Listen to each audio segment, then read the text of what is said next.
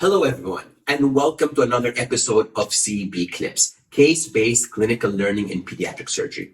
In this CBCLIPS episode, I present you with a prenatal diagnosis of an abdominal cyst in a female fetus in the third trimester, and I show you another image of the cyst at 2 days of life, and I ask you, what would you do with this scenario? And the responses were quite diverse, all the way from simple observation to immediate intervention. And that variability of responses is actually the reason I wanted to share this episode with you, because I think that variability is not supported by good clinical evidence. So let us understand what has happened in this baby. In the prenatal ultrasound, which I show you here, we can pretty much make the diagnosis of an ovarian cyst. Why? Because 90% of cystic masses in a female fetus are going to be ovarian. And if the diagnosis is only made in the third trimester, that's nearly 100%. And the cyst is about 3.5 centimeter, simple. There is no thick wall, there are no septations, there's no fluid level. And then between that diagnosis and at 2 days of age, what we find is that the cyst is no longer simple.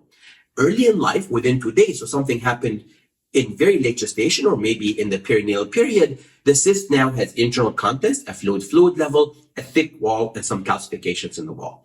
That is evidence that the ovary has already torsed at some point in between the fetal diagnosis and the first postnatal ultrasound. Now, we make a big deal out of size of cysts, 4 centimeter, 5 centimeter threshold. But in fact, the first important clinical principle is that size does not reliably predict the behavior of these cysts. And if you look at the evidence that says otherwise, most of it is quite weak. So it's the trajectory of the cyst, the trajectory of how the baby and the findings, the ultrasound findings go, is what is really important. In this baby, she remained asymptomatic, but the ultrasound findings clearly showed that now we're dealing with a complex cyst or a torsed ovary. So let's look at the trajectory of this baby. At 12 weeks, we can see that the cyst is the same consistency, but has decreased in size from 5 to 3 centimeters. At 6 months, we see that there has been further decrease in size, and the cystic components almost all gone. All we have is a solid component signifying the residual hemorrhage, basically. And then as we follow the cyst further, it decreases further in size. And finally, at a year of age, we no longer see any remnant. And what we see is a normal contralateral ovary, proving that this, in fact, was a torsed ovary that has gone on to atrophy.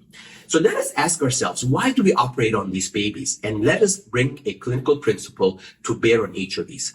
Well, one reason we operate on them is that we believe that a torsed ovary may be salvageable. In fact, there is no evidence whatsoever that once a baby ovary torses, it can be salvaged. Very, very different from ovaries later in life, in older children, adolescents, etc., where we know the ovary is very resistant to ischemia. In baby girls, the ovary will necrose within a very short period of time once torsion takes place. So the possibility of salvaging the ovary is next to none. The second reason we operate is that we're worried that a torsed cyst or a necrotic focus in the abdomen may cause complications, for example, adhesions, bowel obstruction. In fact, again, there is no evidence to support that. Yes, some girls will present with complications due to a torsed cyst, mainly adhesions and bowel obstruction, but these baby girls will present very early, typically within a few days or in the first couple of weeks of life. Once they have proven themselves to be asymptomatic, they are likely to stay asymptomatic for the remainder of the time. So operating to remove complications or to prevent complications is really not a good indication. And finally, we operate because we don't believe that torsed cysts will resolve, torsed ovaries will resolve. And in fact, there is ample evidence now that many of these masses will regress with time if we give them enough time to regress. And as in our case here, they can disappear completely with time. So that is also not a good reason to operate. And if the mass is still there, at a year of age, a decision can be made with the parents whether to now remove it or not. This has been an interest of mine for some time, and I wanted to share with you 2 important studies that were done by the Canadian Consortium for Research in Pediatric Surgery, or CANCOR, that have really shown that first, indications for surgery are really few, and that we can differentiate ovarian from non-ovarian cysts quite easily based on some fetal and postnatal imaging.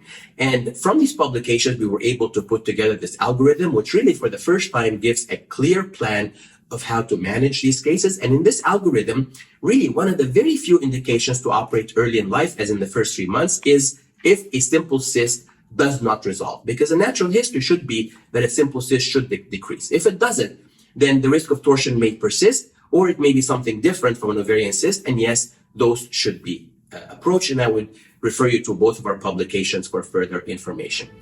I want to thank you all for following me this last year on CBCLIPS. I want to thank my daughter Gabby and my assistant Shirley, who filmed most of the CBCLIPS episodes this last year. I want to thank Luma One and Martin Pass in particular, who have donated their time and talent to edit these videos. Have a wonderful Christmas season, and I wish you all peace and joy in the new year, and until another CBCLIPS episode next year.